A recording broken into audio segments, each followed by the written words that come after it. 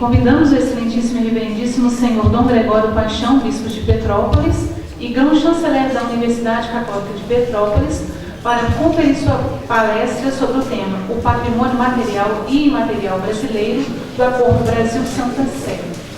Dom Gregório Paixão nasceu em Aracaju, Sergipe. É monge beneditino do Mosteiro de São Bento da Bahia. Durante o período de formação, cursou piano e órgão de tubos no Instituto de Música da Universidade Católica do Salvador.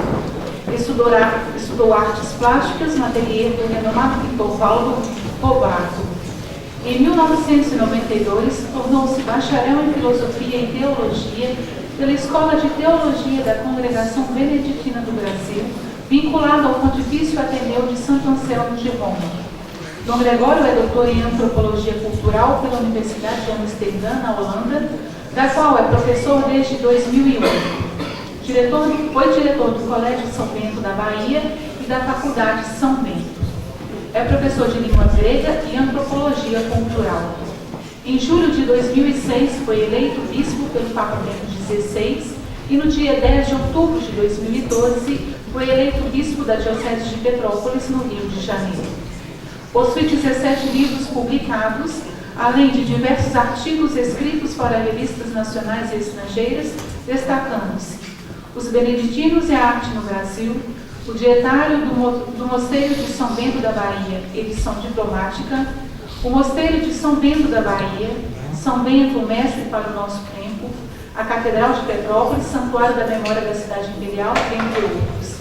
Atualmente, Dom Gregório é presidente da Comissão para a Campanha de Evangelização da CNBB, membro titular do RIDIM Brasil, Repertório Internacional da Iconografia Mundial, membro efetivo do Conselho para a Implantação do Tratado do Brasil-Santa Sé, membro da Comissão para os Bens Culturais do Brasil da CNBB, membro do Instituto Histórico e Geográfico Brasileiro, membro do Instituto Histórico de Petrópolis e grão-chanceler da Universidade Católica de Petrópolis.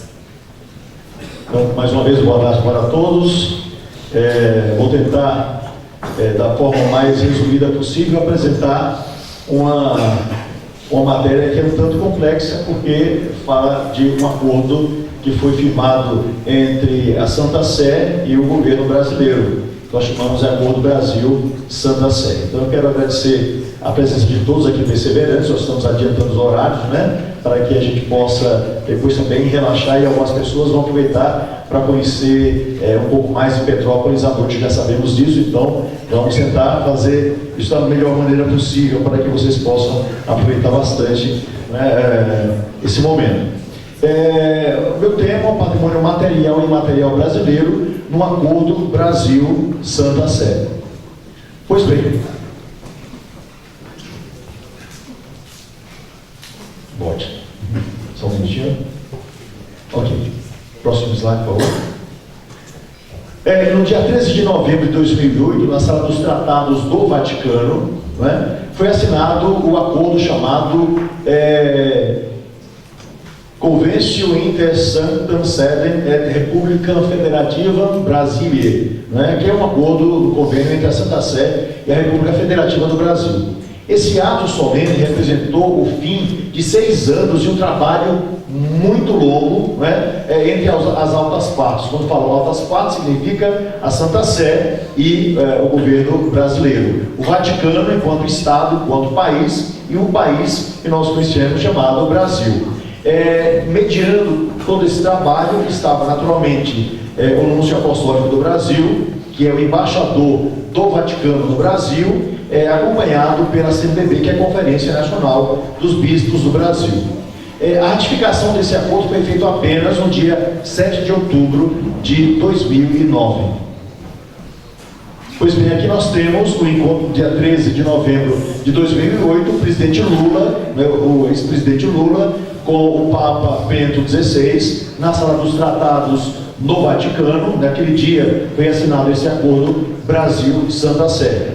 Aqui nós temos já no Brasil, né, alguns meses depois, a assinatura, onde nós temos o presidente Lula assinando os papéis, ao seu lado, falecida Dona Marisa. Temos ali de roupa branca, né, de batina branca, o Núncio Apostólico do Brasil, Dom Baldisseri, e nós temos ao lado, né, o antigo presidente da CNBB, Dom Geraldo Magela, que naquela época, né, era cardeal arcebispo de São Salvador da Bahia.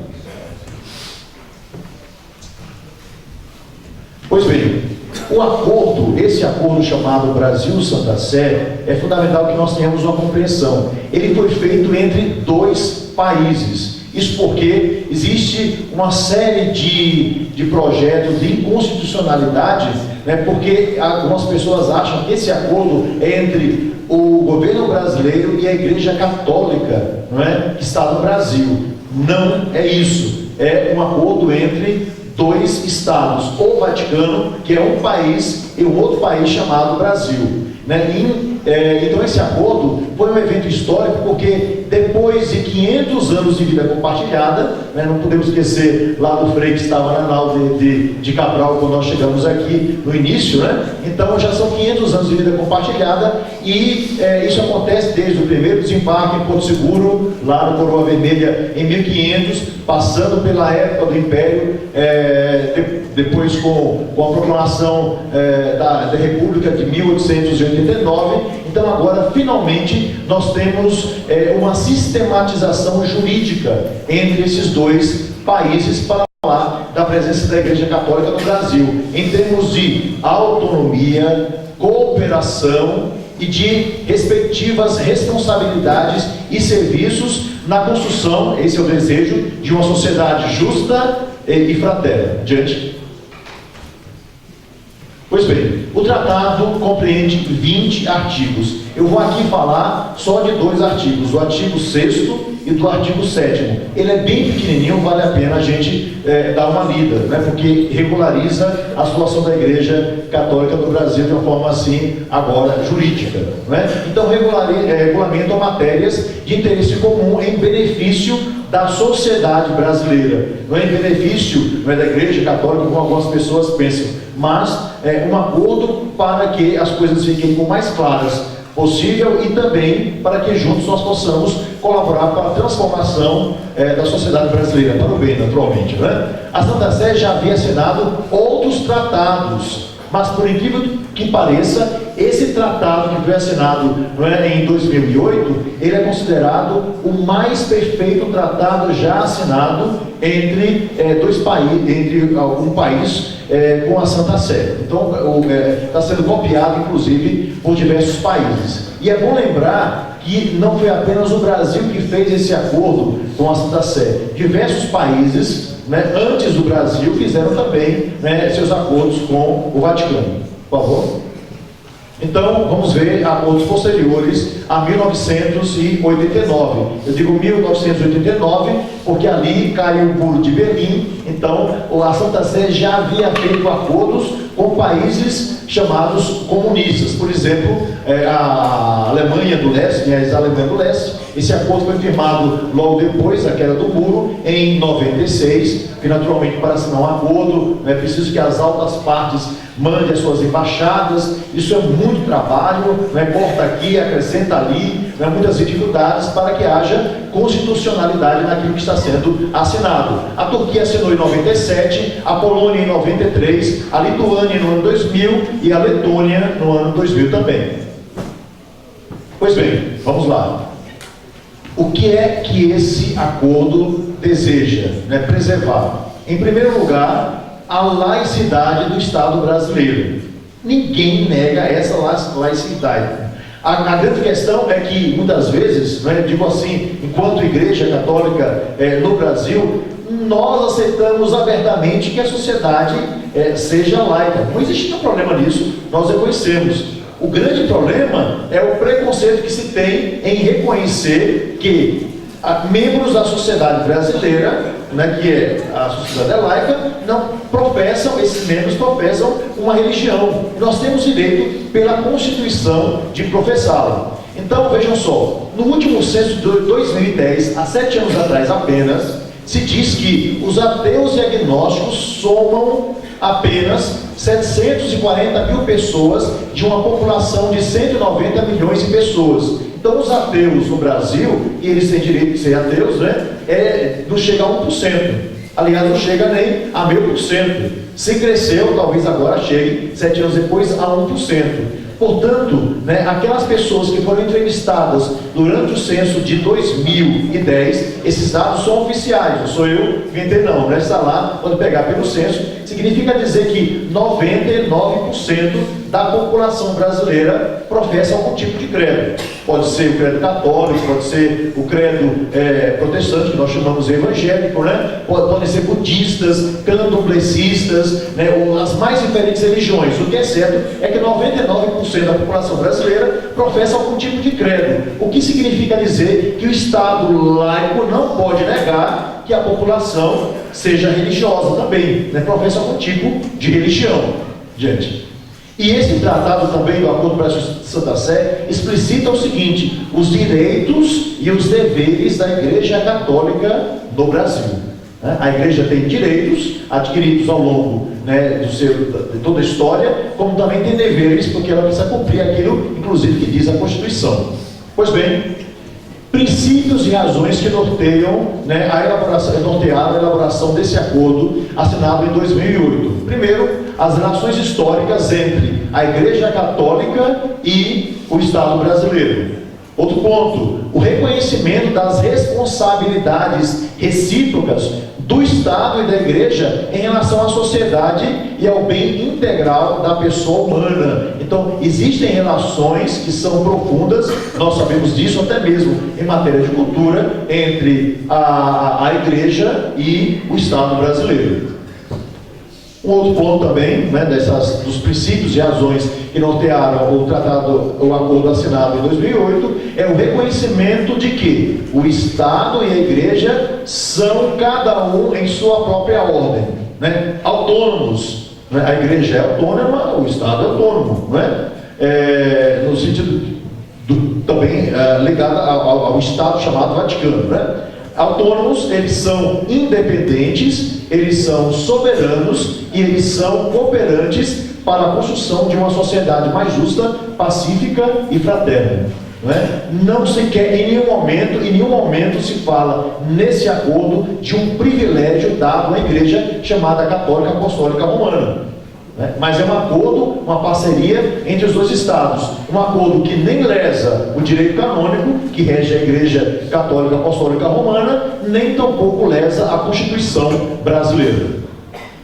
Vamos ainda, né? Então, os princípios de norteamento jurídico brasileiro, dos documentos, né, do Concílio Vaticano II e do Código de Direito Canônico, nesse tratado, são respeitados. Ou seja, o princípio que nós temos, né, os católicos, ele deve ser respeitado pelo Estado, porque nós temos direito de ter um pensamento livre, né, como é próprio, né? Depois, a adesão do Brasil e da Igreja Católica ao princípio de liberdade religiosa. Ponto fundamental, né? O Estado brasileiro não pode dar privilégio a uma igreja chamada Igreja Católica Apostólica Romana, nem a nenhuma religião, mas todas as religiões têm direito, né, à sua liberdade religiosa. Cada cidadão brasileiro tem direito de expressar a sua religião, ou então a de não ter religião. Ninguém pode ser perseguido por ter religião, nem tampouco por professar religião alguma, né? Um religioso não pode ser perseguido, como um ateu não pode ser perseguido. Um católico não pode ser perseguido, mostra perfeitamente o tratado, como também não pode ser perseguido um evangélico, um candomblecista ou os mais diferentes movimentos filosóficos, né, ou teosóficos existentes no Brasil. Então, é uma adesão a essa liberdade religiosa. Então, as partes declaram sua adesão, né, ao princípio de liberdade religiosa internacionalmente reconhecido, né, porque não apenas o Brasil que respeita as religiões, mas boa parte dos países do mundo respeitam também, né? O acordo, sendo tecnicamente lei, vai ter força de lei, né, e deve ser respeitado por todas as pessoas. Pois bem, vamos ao texto do acordo. É fundamental que nós reconheçamos, né, principalmente quem vai trabalhar com os bens culturais, né, que nós reconheçamos a beleza que foi esse acordo depois de anos, foram 6 anos de muitas tratativas para nós chegarmos aqui, né? Então vamos ver o que diz o texto do acordo, pelo menos algumas partes, né, para que a gente não fique muito cansado. Então o texto diz o seguinte: o presidente da República, no uso da atribuição que ele confere o artigo 84, inciso 4 da Constituição, e considerando que o governo da República Federativa do Brasil e a Santa Sé celebraram na cidade do Vaticano, em 13 de novembro de 2008, um acordo relativo ao Estatuto Jurídico da Igreja Católica no Brasil. Esse é o nome do acordo, né? Estatuto Jurídico da Igreja Católica do Brasil. Considerando que o Congresso Nacional, isso foi aprovado pelos deputados, há 500 e tantos deputados, o Congresso Nacional, eles aprovaram, né? E o Congresso Nacional aprovou o acordo, né, em 7 de outubro de 2009, 11 meses depois da assinatura que se deu no Vaticano, considerando que o acordo entrou em vigor internacional no dia 10 de dezembro de 2009, portanto, ele não diz respeito apenas, né, aqui ao Brasil, mas é um acordo internacional, então tem que ser respeitado também por outros países, né? Então, adiante, considerando também o quê? Né? Então, há um decreto. Que decreto é esse que vai ser assinado pelo presidente Luiz Inácio Lula da Silva, né, à época? Artigo 1º. O acordo entre o governo da República Federativa do Brasil e a Santa Sé, relativo ao Estatuto Jurídico da Igreja Católica no Brasil, firmado na cidade do Vaticano, em 13 de novembro de 2008, apenso por cópia ao presente decreto, será executado e cumprido tão inteiramente como nele se contém. Então, não apenas uma parte, mas todas as partes precisam ser respeitadas. Eu chamo a atenção também que Estatuto Jurídico da Igreja Católica no Brasil. Né? Não é uma Igreja Católica do Brasil, mas a Igreja Católica no Brasil. Adiante. Artigo 2º. São sujeitos à aprovação do Congresso Nacional qualquer tipo de revisão referente a esse acordo. Então, somente o Congresso Nacional pode fazer uma recapitulação, né, uma revisão desse acordo conforme aquilo que consta na Constituição brasileira. E o artigo 3º diz: este decreto entra em vigor na data de sua publicação, foi assinado em Brasília no dia 11 de fevereiro de 2010, portanto, 2 anos após, né, tudo é um pouco lento, a gente sabe, não é? 2 anos após a assinatura que se deu no Vaticano. Então, o presidente Lula, Luiz Inácio Lula da Silva, e Celso Luiz Nunes Amorim, que à época era o ministro das Relações Exteriores. Pois bem, então, esse acordo entre a República Federativa do Brasil e a Santa Sé, relativo ao Estatuto Jurídico da Igreja Católica do Brasil, né? Então, ele foi firmado pelas altas partes contratantes, como disse, o governo brasileiro e o Estado brasileiro e o Vaticano. Então, diz o seguinte: considerando que a Santa Sé é a suprema autoridade da Igreja Católica, regida pelo direito canônico, como o Brasil é regido pelas constituições, né? Nós temos também uma constituição própria do Vaticano, né, que rege toda a igreja, né, em todo o mundo, que é o direito canônico. Adiante. Considerando, isso é o texto do acordo, né, para que a gente tenha conhecimento sobre o texto. Considerando as relações históricas entre a Igreja Católica e o Brasil e as suas respectivas responsabilidades a serviço da sociedade, então, afirmando que as altas partes contratantes são, cada uma por sua ordem, como já disse anteriormente, autônomas, independentes e soberanas, e cooperam para a construção de uma sociedade justa, pacífica e fraterna, né? Fundamental aquilo que se diz, elas são autônomas, independentes e soberanas. Né? Baseando-se a Santa Sé nesses documentos, inclusive vai ter um segundo, e no Código de Direito Canônico, né? E reafirmando a adesão ao princípio internacional reconhecido de liberdade religiosa. Diante.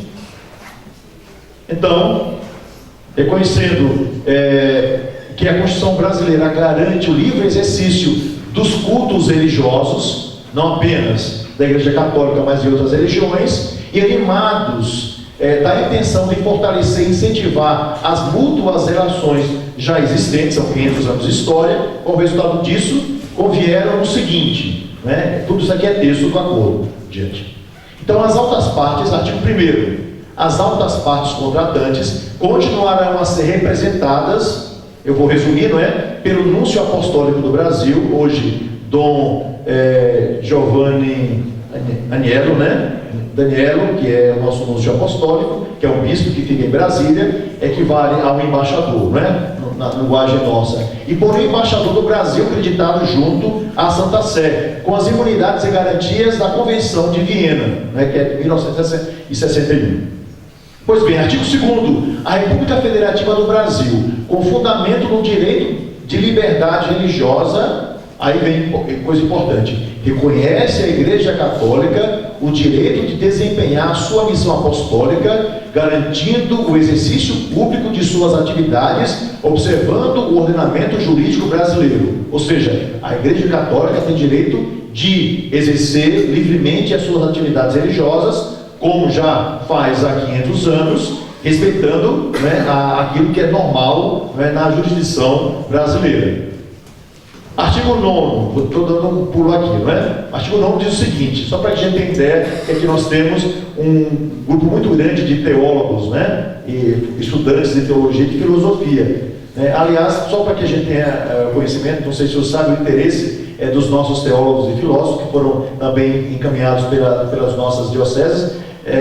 Peço aos senhores bispos e a quem desejar que veja o número desses teólogos e filósofos, por favor, queiram ficar de pé, os filósofos e os teólogos que nós temos aqui, né? Serão esses que vão cuidar também, são todos muito jovens, podem ver, não é? Vão cuidar do nosso patrimônio. Muito obrigado. É uma turma grande interessada em nosso patrimônio cultural, né? Então, como eu estava dizendo, no número 9, porque isso tem a ver com vocês, não é? O reconhecimento recíproco, eu peguei apenas um artigo lá adiante, apenas para exemplificar, né? De títulos e qualificações em nível de graduação e pós-graduação estará sujeito, reciprocamente, às exigências dos ordenamentos jurídicos brasileiros e da Santa Sé. Isso porque havia uma série de questionamentos quando alguém estudava em Roma, por exemplo, em uma pontifícia, né, alguma universidade ligada ao Vaticano, e quando os documentos eram aqui apresentados, não eram aceitos por algumas universidades federais. Então nós já não temos essa dificuldade, não apenas as federais podem reconhecer muitos dos nossos títulos, né, tanto teologia, filosofia e outras disciplinas que nós podemos fazer, como mestrado, doutorado ou pós-doutorado na Europa, né, vinculadas ao Vaticano, e o governo brasileiro reconhece hoje pelas federais, como também por algumas universidades católicas, especialmente pelas pontifícias, como a Pontifícia Universidade Católica do Rio de Janeiro. Pois bem, então vamos agora ao centro daquilo que eu gostaria de apresentar para vocês, porque está diretamente ligado aos bens culturais e à preservação dos bens culturais da Igreja Católica no Brasil. Então, artigo 6º, né, são 2 artigos, 6º e 7º. O que é que nos diz o artigo 6º? Isso é de extrema importância para a preservação do nosso patrimônio e também para o respeito, né, que deve ter para o patrimônio que nos pertence e que pertence ao povo brasileiro. Nós somos guardas, nós somos cuidadores desse patrimônio que na documentação pertence à Igreja Católica, mas nós não podemos esquecer que o patrimônio histórico que nos pertence a todo o povo brasileiro, o que é uma coisa maravilhosa, né? Então, as altas partes, diz aí o acordo, reconhecem que o patrimônio histórico, artístico e cultural da Igreja Católica, assim como os documentos custodiados nos seus arquivos e bibliotecas, constituem parte relevante do patrimônio cultural brasileiro. Ou seja, o governo brasileiro reconhece que o patrimônio que nós temos, né, construído ou guardado em nossos arquivos, ele pertence ao patrimônio cultural brasileiro. E continuarão a cooperar, né, para salvaguardar, valorizar e promover a fruição dos bens móveis e imóveis de propriedade da Igreja Católica e de outras pessoas jurídicas e eclesiásticas que sejam considerados pelo Brasil como parte de seu patrimônio cultural e artístico. Então o governo se dispõe a ajudar a Igreja, né, na conservação desse patrimônio, por reconhecer que esse patrimônio não é apenas uma propriedade particular da Igreja, mas que ele também faz parte da cultura do povo brasileiro. Adiante. O artigo 6º tem, né, um artigo, no seu artigo 1º, vamos ver aí, né, artigo 1º, a República Federativa do Brasil, em atenção ao princípio de cooperação, reconhece que a finalidade própria dos bens eclesiásticos mencionados no caput desse artigo deve ser salvaguardada como ordenamento jurídico brasileiro, sem prejuízo de outras finalidades que possam surgir de sua natureza cultural. Ou seja, quando a gente olha uma imagem, né, que está para veneração, reconhecimento de um herói da igreja, que nós chamamos de santo, para nós, essa imagem tem uma finalidade, é uma finalidade religiosa. O IPHAN vai olhar como um objeto de arte do século XVII, do século XVIII. Mas a igreja tem direito de conservar essa imagem, por exemplo, tirando, embora seja muito importante como acontece lá em Minas Gerais,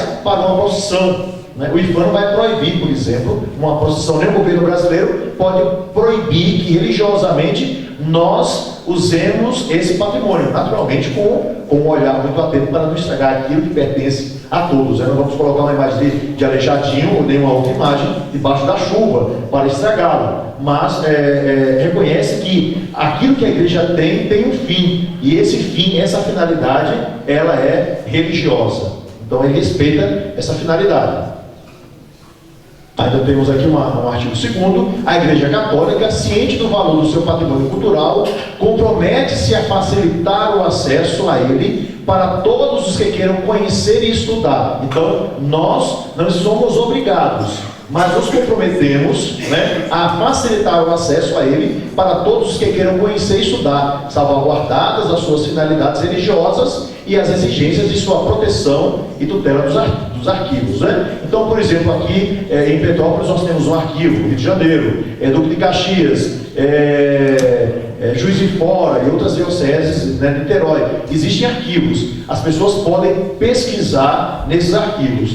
Naturalmente, alguns arquivos, o que é próprio da igreja, a gente abre um determinado tempo, porque as pessoas estão vivas, Então não vou colocar lá a vida, a vida e os milagres de Padre Hernande, porque Padre Hernande está aqui, presente na nossa diocese. Quando o Padre Hernande morrer, espero que não seja logo, Padre Hernande? É o que nós desejamos, Então colocaremos o seu arquivo, a sua vida à disposição dos pesquisadores. Por isso que a igreja, muitas vezes, ela está pensa a escândalos, exatamente porque nossos arquivos são abertos. Vai no Vaticano, o chamado arquivo secreto é pesquisado pelos historiadores. Então, nós colocamos à disposição da população de modo geral, dos historiadores, etc., o nosso acervo, a nossa história, o que é fundamental, porque sabemos que essa história faz parte da história mundial, faz parte da história do nosso país. Agora, não somos obrigados a abrir tudo. Não somos obrigados. Isso é natural para proteger as pessoas, principalmente aquelas pessoas que estão vivas ou determinadas coisas que são próprias da igreja. São chamados os arquivos secretos, que são os arquivos reservados, como o próprio governo brasileiro reserva, como a justiça reserva, embora agora está tudo vindo a público, mas reserva. Vamos adiante. Artigo 7º, A República Federativa do Brasil assegura, nos termos do seu ordenamento jurídico, as medidas necessárias para garantir a proteção dos lugares de culto da Igreja Católica e de suas liturgias, símbolos, imagens e objetos culturais contra toda forma de violação, desrespeito e uso ilegítimo. Isso é para a Igreja e isso é para as outras religiões, Então nós temos o direito, de salvaguardar, de cuidar, e de ver respeitadas as nossas liturgias, os nossos símbolos, as nossas imagens, os nossos prédios. A gente acha assim, mas isso é natural, isso é natural, isso depende muito, porque se você muda de regime político, por exemplo, isso nem sempre é respeitado. É bom lembrar disso, A própria história do Brasil tem momentos que que os bens foram tomados simplesmente, não é, de quem os construiu. E boa parte daquilo que nós construímos foi construído pelo povo, né? Então, com o dinheirinho ali da viúva, né? Então, ela colaborou para nós termos um patrimônio que ela própria passou a usar, apesar da sua pequena esmola, né? Então, temos países em que simplesmente governos, estados, resolveram destruir o que era da igreja para dizer, né, nós devemos destruir tudo. Ou então, às vezes, o estado de mudança de regime faz o que tentou fazer em Petrópolis, né? Para apagar uma parte da história do Brasil, história do Império, vamos mudar o nome das ruas, vamos, né, fazer isso, destruir isso, aquilo, e assim a gente apaga uma parte da história para que as pessoas não lembrem, né? Isso é terrível, né? Somos uma cidade que conheceu isso, mas graças a Deus a história vai indo adiante, né? E essas pessoas, né, que se consideram deusas delas mesmas, acabam desaparecendo e a sensatez acaba vencendo e a gente supera a ignorância, né? A gente até abençoa, né? Eu te absolvo, né? Ignorância, porque às vezes, né, é muito grande, né? Mas paciência, vamos adiante. Artigo 7º ainda, né? No artigo 1º, nenhum edifício, dependência ou objeto afeto ao culto católico, observada a função social da propriedade e a legislação, pode ser, aliás, nenhum edifício, está lá em cima, né? Pode ser demolido, ocupado, transportado, sujeito a obras ou destinado pelo Estado a entidades públicas a outro fim, salvo por uma necessidade pública, depois de que aquele monumento não tem mais utilidade, né? Pode pedir lá um monumento para ser um museu, né? Uma igreja, por exemplo, que estava abandonada, etc., pertencia ali a uma irmandade, etc. Então, tudo bem, não tem mais serventia, então vamos ali utilizá-la, né? Depois do desagravo, vamos utilizá-la para outra coisa. Mas nenhum monumento nosso, né, pode ser demolido, transportado, etc. A palavra transportado é bem interessante, porque existem países, como por exemplo os Estados Unidos, que têm monumentos do século XII, né? Quem vai visitar os Estados Unidos vai encontrar monumentos do século XII, né, castelos do século XIII, né, casas do século XIV. Aí você vai perguntar, vem cá, mas os Estados Unidos não é tão novo quanto o Brasil, né? Sim, mas acontece que, né, indo a países que eram socialistas, quiseram vender igrejas e monumentos, técnicos extremamente especializados foram lá, marcaram todas as pedras, até as dos alicerces, e transferiram esse monumento para outro país, né? Basta ter um pouco de dinheiro para fazer esse tipo de coisa. Então, falar em transportado é exatamente por causa disso. Pode simplesmente dizer, não, a antiga sede do Rio de Janeiro, né, agora mudou o regime, nós não queremos mais, vamos vender, que vale um bom dinheiro para a gente utilizar para outra coisa, para outro país. Isso não pode acontecer, já está ali. Daí a importância, né, desse tratado, desse acordo. Diante. Pois bem, agora vamos à explicação e assim a gente já vai adiantando bem o assunto, né? Então vamos ver o reconhecimento do patrimônio da Igreja no Brasil. Então, já falamos o que é que diz esse acordo, principalmente os artigos 6º e 7º. Então, eles falam o seguinte, que a Igreja está presente no descobrimento do Brasil, estava lá, né? Botou o pezinho lá desde o início, né? Ela ajudou a alicerçar, a construir e solidificar a cultura da terra de Santa Cruz desde o seu nascimento. Pode ser que existam pessoas que não queiram reconhecer isso, ou que não fiquem chateados porque isso aconteceu, né? Questões históricas. Há quem gosta e há quem não goste, mas a história nos diz isso e nós sabemos disso, né, pela própria história. Então, desde o início, a Igreja Católica ajudou a alicerçar, construir e solidificar a cultura, né, aqui do Brasil nascente. Então, há um reconhecimento do patrimônio, vamos lá, histórico, artístico e cultural construído ao longo desses 500 anos.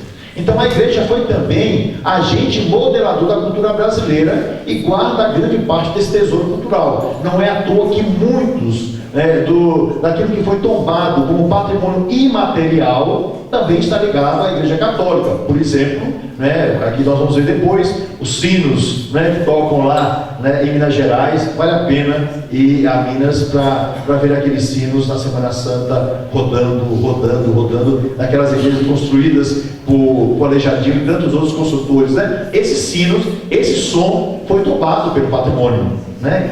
E precisa ser conservado, né?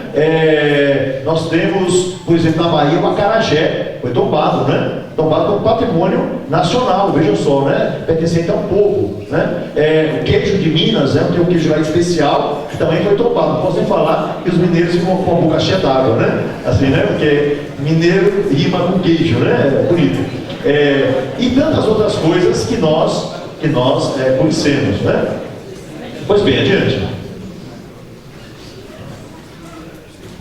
Reconhecimento também ainda do patrimônio da Igreja Católica. O Brasil possui um conjunto de bens móveis e imóveis com valor que vai além do material. Se você olhar para uma obra de Aleijadinho, ela vale no mínimo, uma peça simples, né, 4, 5, 6 milhões de reais, uma peça. Só que quando nós a enxergamos em um altar, ela vale a piedade cristã, que é bem diferente, né? Então, vai muito além do material, que testemunham distintas épocas históricas e que contribuíram na evolução histórica, artística, social, religiosa e civil da sociedade brasileira.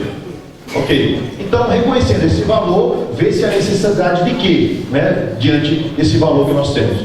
De conservação, de valorização pública e de posse e usufruto dos bens materiais herdados. Então, desejamos e precisamos conservar esse patrimônio, que, como disse, pertence a nós, mas fundamentalmente pertence a cada cidadão brasileiro. E nós temos que conservar para devolver isso à sociedade presente e à sociedade futura. Então, né, os bens culturais, o tratado diz que distinguem-se e diferenciam dos outros por sua identidade. E a nossa identidade, a nossa contribuição é uma identidade religiosa. Vamos lá? Então, o patrimônio artístico da igreja é um bem cultural cujo valor histórico é favorecido também por sua longevidade.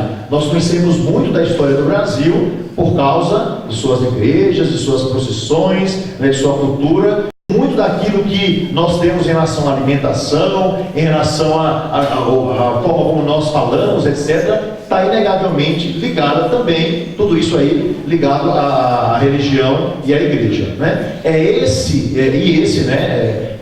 deve ser somado a valor único, acima de todo valor monetário, que é o valor religioso. Quando nós recuperamos aqueles santinhos lá que estava com Dona Lili Marinho, não é?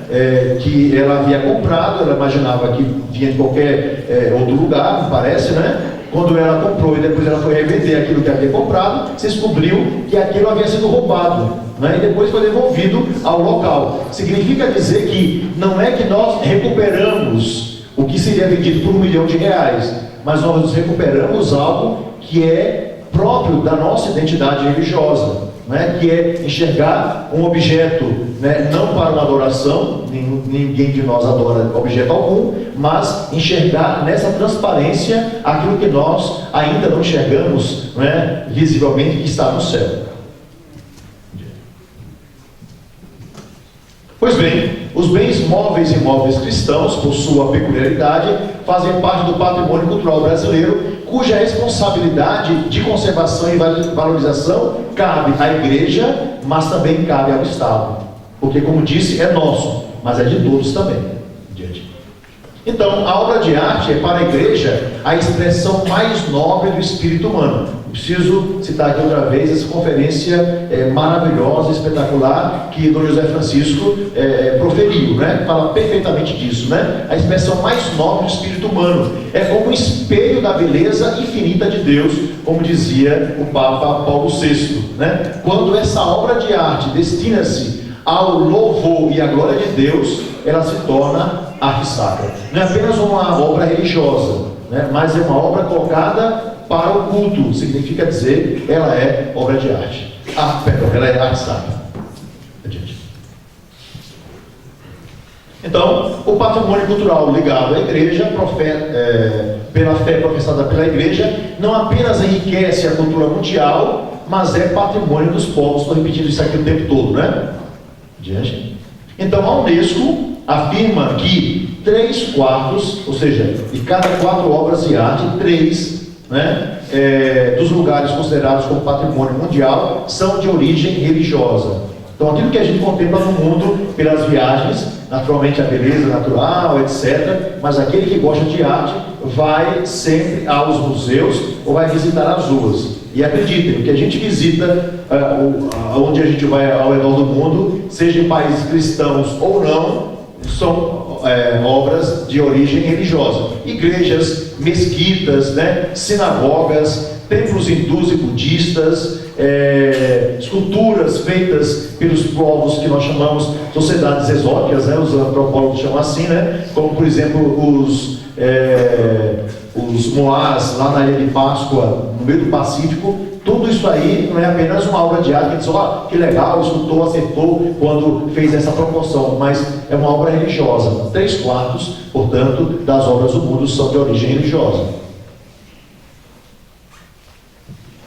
Pois bem, a Constituição da República Federativa do Brasil afirma, é bom que nós saibamos disso, né? Constituem patrimônio cultural brasileiro os bens de natureza material e imaterial, tomados individualmente ou em conjunto, portadores de referência à identidade, à ação, à memória dos diferentes grupos formadores da sociedade brasileira. Você pode tombar um monumento, a Catedral de Petrópolis. Você pode tombar, por exemplo, uma região. Toda a região onde está Ipiranga, né, a Curly aqui em Petrópolis, toda essa região do centro de Petrópolis é um tombamento de um grande conjunto. Pode fazer isso, não é? Como também, como a gente vai ver logo adiante, em relação aos bens imateriais, podemos tombar algo que faz parte da cultura popular das pessoas. Então, o decreto de lei do IPHAN, amanhã a doutora Fernanda vem falar para a gente, né, que é do IPHAN aqui de Petrópolis, define o patrimônio histórico e artístico nacional como sendo o conjunto de bens materiais e imateriais existentes no país e cuja conservação seja de interesse público, quer por sua vinculação a fatos memoráveis da história do Brasil, quer por seu excepcional valor arquitetônico ou etnológico, biográfico ou artístico, né, vai pertencer à sociedade brasileira. Decreto, né, 3.552, diz também, fala também dos bens imateriais, que são os rituais e festas que marcam a vivência coletiva da religiosidade, as manifestações literárias, musicais, plásticas, cênicas, lúdicas e assim por diante. Boa parte dessas procissões centenárias em Minas Gerais, por exemplo, como uma procissão de Santa Bárbara lá em Salvador, é considerado patrimônio imaterial brasileiro, né? Vamos lá? Então nós temos aqui, né, bens imateriais vão ser reconhecidos, né, fundamentais para a formação do caráter e da cultura de um povo, no caso aqui o povo brasileiro. Então tem aqui alguns exemplos daquilo que nós chamamos bens imateriais, né? As manifestações e festas populares, procissões históricas, o carnaval, né? O maracatu de Olinda, o acarajé da Bahia, o toque dos sinos das igrejas históricas em Minas Gerais e assim por diante, né? Tem muita coisa que foi tombada ao longo dos séculos, né? Os bens imateriais podem mudar durante os séculos sem perder a sua essência. Vamos adiante, já estamos quase terminando, né? O que significa tombar? Eu nunca me esqueci de uma coisa que aconteceu lá em Pernambuco, né? Eu sou sergipano, mas foi um fato que ficou muito notório na década de 80. Eu estava entrando com vocês, eu lembro disso, né? O IPHAN de Recife, né, ali de Pernambuco, tombou uma igreja que pertencia a uma fazenda. Foi lá, olhou a igreja, o dono era um homem muito rico, né? Mas de algum modo nós podemos dizer não tinha lá grande cultura, né? Tinha muito dinheiro, mas não tinha lá muita cultura. Pois bem, ficou sabendo que técnicos do IPHAN foram lá, elogiaram a igreja barroca do século XVIII, foi um negócio assim fabuloso, né? Então eles avisaram que a igreja havia sido tombada a pedido de um vereador, de um deputado, não sei quem foi, e que eles iriam lá para assinar o dia do tombamento, com o repórter e tudo mais. Aí lá o dono da fazenda não gostou, disse, é para tombar a igreja, eles vêm aqui tombar, não se preocupe não. Quando eles chegaram lá, a igreja estava tombada no chão, toda ela tombada no chão. Ele havia queimado os altares laterais, né, simulado, né? Então, eu lembro disso, né? Era jovem, mas lembro disso, né? Então, tombar não significa tombar, não é? Tombar significa inscrever o bem com o seu nome, localização e regime de restrições no livro Tombo do IPHAN, declarando o seu valor histórico, artístico, paisagístico, arqueológico, cultural, arquitetônico, do bem, e por isso devem ser conservados conforme as características indicadas no próprio livro.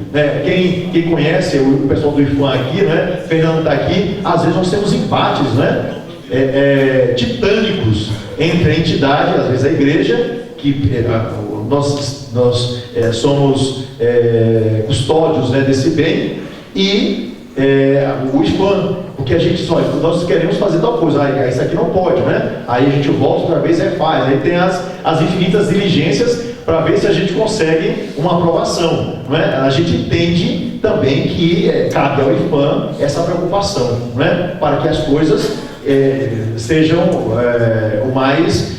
a gente não estrague o patrimônio e que a gente deixe para as gerações futuras esse patrimônio conservado. Às vezes existe tensão, mas toda essa tensão e essa briga é justamente porque nós amamos e queremos a restauração. Aquele que é o dono do bem e o IPHAN que também deseja conservá-lo. Daí tudo se resolve com o tempo. Vamos lá. Então, as disposições que se encontram no acordo não interferem nas disposições da legislação brasileira, mas ratifica, no sentido de confirma a necessidade da conservação desse patrimônio. Então, a igreja se compromete em conservá-lo. E nós temos que ter um cuidado muito grande, porque esse bem maravilhoso está em nossas mãos. Existe uma frasezinha dita por técnicos do IPHAN, eles não dizem isso para a gente, mas eu sei que eles costumam dizer, assim, naquela da noite, Rafael pode confirmar o nome, que diz que o que estraga a igreja é cupim, goteira e padre, falam isso, me disseram isso, então dizem que é isso, as três coisas. E às vezes, olha, na verdade é mais ou menos, mas não é totalmente não, mas às vezes acontece isso. Eu nunca me esqueci, que numa determinada cidade, que não é daqui do estado do Rio de Janeiro, não vou dizer, um sacerdote, por exemplo, tinha uma necessidade, para a sua comunidade, que era implantar um banheiro, porque a igreja era muito antiga, descampado imenso. Então aquelas senhorinhas que frequentavam tinham que sair e ir em suas casas para utilizar o banheiro e depois voltavam. A igreja não tinha banheiro, não foi pensado nisso, Então ele teve uma ideia maravilhosa, sensacional, Sem avisar ninguém, ele tirou um retábulo do século XVII, eu lembro a data de 1613, registrado no livro Tombo, tirou aquele retábulo lá, que não servia para nada, na cabeça dele eu acho, estava assim na sacristia, meio reservado, e ali atrás uma porta maravilhosa, toda cheia de almofadas verdes, assim, ele colocou um vaso sanitário da Selite. Eu nunca me esqueci a marca do vaso sanitário, Você entrava no banheiro, abria aquela porta, portas, levantai vossos trombões,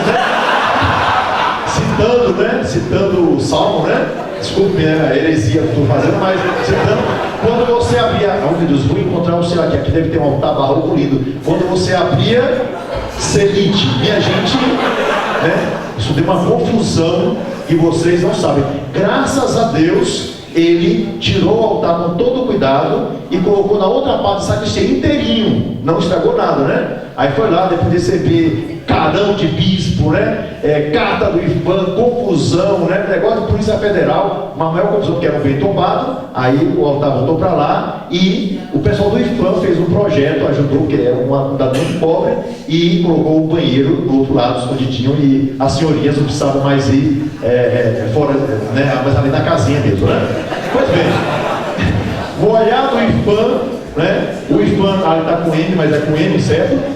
O olhar do IPHAN recai sobre o patrimônio artístico, Dois olhares distintos, mas um olhar sobre um só horizonte, O olhar da igreja vai além, reconhece o valor do patrimônio, nós reconhecemos, mas acrescenta o valor religioso por sua importância para a fé. Pois bem, o governo brasileiro reconhece, tudo comentando ainda o artigo 6º e 7º, reconhece a finalidade própria dos bens eclesiásticos e não pode adotar medidas administrativas que relegue como secundária essa finalidade, que é a finalidade religiosa. Pois bem, outra coisa importante, não se pode impedir que a igreja utilize um bem tombado. Isso não pode.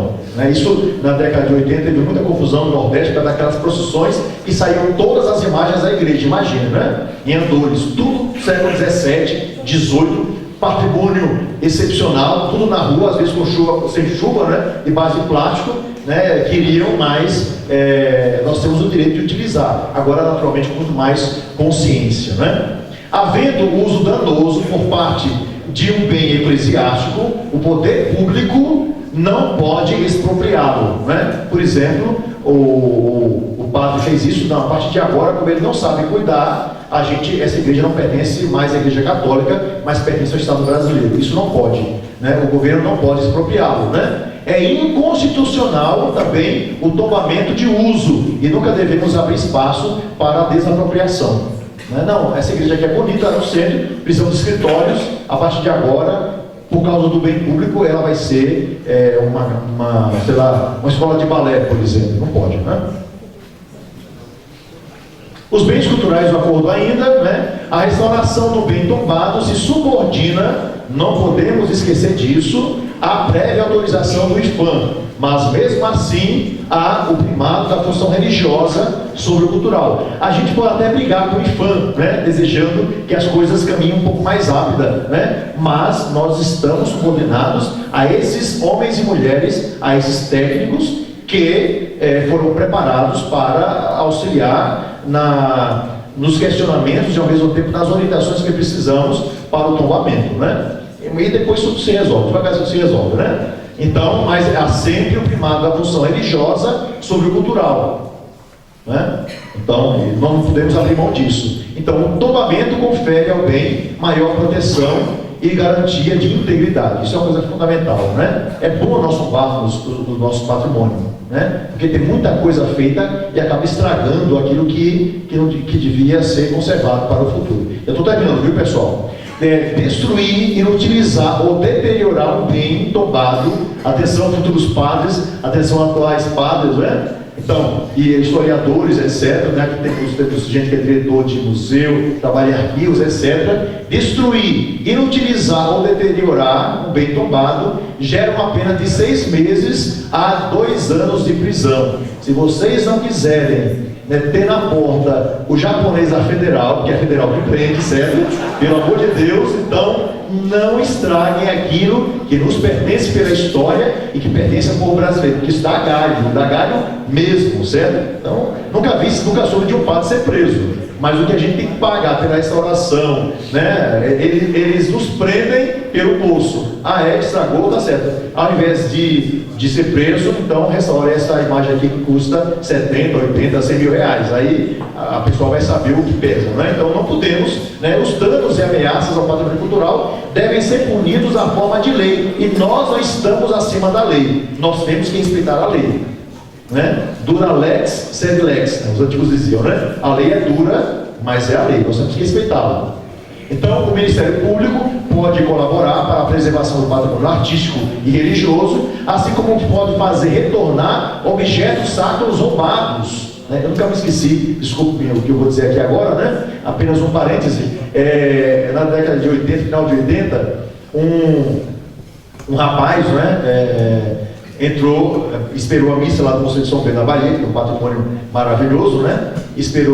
Ficou atrás, durante a missa, ficou atrás de um altar lateral, barroco, rococó, melhor dizendo, e deixou uma pessoa lá de fora. Por acaso, era um travesti, não sei se a palavra pode ser utilizada assim, mas era um travesti. Antigamente, estou usando a palavra da época, era de jornal, estou citando jornal, né? Então, rapaz, aí o travesti disse que não entrou porque ele era muito religioso e não entraria na igreja para roubar junto com o outro rapaz, ficou lá de fora. Mas o rapaz entrou e pegou todas as imagens, né, de porte médio e pequeno da igreja do Mosteiro de São Bento, né, e levou posteriormente, vendendo no antiquário. E o mais incrível, veja que inteligência do antiquário, né, roubou, aí procuramos, encontramos, uma semana, um mês, nada, as peças apareceram. Depois de mais ou menos 6 meses, né, acionamos a Polícia Federal, todo mundo, o IFAM atrás também. Aí depois de mais ou menos uns 2 ou 3 meses, um antiquário colocou na porta peças do Mosteiro de São Bento. Eu fiquei, não sei de onde esse cara veio, mas o cara não era inteligente, entendeu? Assim, aí pronto, um monge estava passando de Kombi, viu, e fomos lá com a polícia, né, e resgatamos todas as peças, ficou faltando apenas uma imagem de São Pedro, pequenininha assim, mas resgatamos tudo. E quando o rapaz foi preso, né, eu lembro da outra vez ele disse isso, né, eu só tenho metade de culpa, porque eu não entrei na igreja, eu não vou ver porque eu sou muito religioso. E a fotografia que aparece no jornal, ele está com o texto assim na mão, né, era realmente um rapaz religioso, mas esqueceu daquele mandamento não roubar, né, mas tudo bem, né. Pode acontecer, né? Pode acontecer. A vida é essa mesmo. Adiante, pode passar. Pois bem. Só lembrando que nenhuma instituição no Brasil protegeu mais os bens culturais do que a igreja. Está tudo aí, não é? Tem muita coisa. Às vezes, né? Eu lembro de um termo, a gente acha que a conservação desses bens é apenas uma coisa moderna, mas isso é muito antigo. Em 1915, por exemplo, o bispo de Minas Gerais dizia o seguinte: aos párocos e mais retores, igrejas e capelas é proibido deslocar ou substituir altares artísticos, reformar ou alterar objetos de arte e, em geral, tudo aquilo que por antiguidade ou tradição se deve conservar. Isso é de 1915. Veja só, lá em Minas Gerais, né? Aqui no ladinho. Pois bem, então o acordo visa salvaguardar esses bens que refletem e confessam a fé originária do Brasil. Adiante. Milhares de bens pertencem à igreja, que foram tombados, né? Muitas de suas festas e tradições tornaram-se também bens imateriais do Brasil, né? A igreja usufruiu nos últimos 50 anos de leis que facilitaram a conservação de seus monumentos. Por incrível que pareça, sobra dinheiro nos cofres públicos, faltam projetos interessantes, né? Então, às vezes, esse é o maior problema nosso, né? A gente imagina que o IPHAN vai restaurar para a gente. Não vai, o IPHAN não tem dinheiro, né? Nós temos que buscar empresas de fomento para essas restaurações. O dinheiro existe, né? Precisa apenas que a gente apresente projetos interessantes. Todos os membros da igreja precisam ter consciência de que os bens culturais precisam de manutenção e restauro. Né? Então, poucas faculdades de teologia possuem disciplina sobre patrimônio histórico. Nós temos que colocar isso principalmente nas faculdades de teologia, para que os futuros padres tenham essa consciência mais do que os atuais, não é? E também as dioceses, graças a Deus, no regional Leste 1, aqui do Rio de Janeiro, todas já têm comissões de arte sacra e patrimônio histórico. Pois bem, um mínimo diagnóstico: o governo brasileiro fez um tombamento geral sobre o patrimônio brasileiro, mas a metade desse patrimônio tombado é de origem religiosa, né? Ou da Igreja Católica ou de outras religiões. A iniciativa público-privada derramou milhões de reais. Atenção, viu? A iniciativa pública e privada, né? Empresas, né? Bancos estatais, etc., derramou milhões, eu acho bilhões, de impressão, bilhões de reais na manutenção e restauração do patrimônio cultural brasileiro, principalmente no patrimônio da igreja. Mas não adianta só restaurar. Nós, igreja, temos que ter consciência que precisamos conservar o que foi restaurado, para não pedirmos depois o dinheiro que devia ser de outra entidade para restaurar outra vez o que nós deixamos estragar. Quais são as dificuldades? O Estado, quando tomba, reconhece e possibilita a proteção do bem tombado, mas isso não é garantia de restauração. A gente imagina que tombou, vamos ter dinheiro para restaurar. Tombou, temos que ir atrás dos recursos para restaurar. Essa aqui é a possibilidade. A desinformação e o desinteresse das leis que protegem o nosso patrimônio é uma das dificuldades encontradas. A dificuldade das comunidades em apresentar projetos interessantes, porque muitas vezes nos faltam recursos para pagar arquitetos e técnicos para que possamos apresentar um projeto interessante. Essa é a maior dificuldade. Nós estamos trabalhando aqui com o projeto da Catedral, que está na 5ª diligência do IPHAN, né? Vai e volta, mas um dia vai ser assinado definitivamente, né? Mas é bom lembrar que todo o trabalho dessa equipe técnica, que pertence à Universidade Católica de Petrópolis, tudo isso daí é feito em um contrato de risco. Se por acaso conseguimos o dinheiro, os técnicos vão receber pela restauração que vai ser feita no patrimônio que é a Catedral, né, de Petrópolis. Se não conseguirmos, né, esses anos de trabalho vai ser apenas, né, Vamos ver, né? Ninguém vai receber nada, na verdade, né? Mas tudo bem, né? Geramos desconfiança, nós, enquanto Igreja Católica, às vezes, geramos desconfiança na capacidade de conservar e manter nosso patrimônio restaurado, que é uma pena. Diante. Sugestões: fazer conhecidas e entendidas as leis que nos ajudam a conservar o nosso patrimônio religioso, é o que nós estamos fazendo aqui. Criar nos regionais a pastoral da cultura, o nosso já tem, né, o Leste 1, que dialogue com o mundo das artes e veja a possibilidade de apresentar às dioceses projetos interessantes. Muitas firmas, não é, trabalham hoje com isso, a gente tem que conhecê-las e formar os sacerdotes. Aqui tem uma turma muito grande que está se formando, especialmente os locais onde há patrimônio religioso secular, para que busquem os direitos garantidos pelo Estado para a restauração e conservação do patrimônio histórico que está sob nossa custódia. Eu acho que é o último slide, não é não? Acabou, né? Ainda bem. Minha gente, é isso. Muitíssimo obrigado pela paciência de vocês.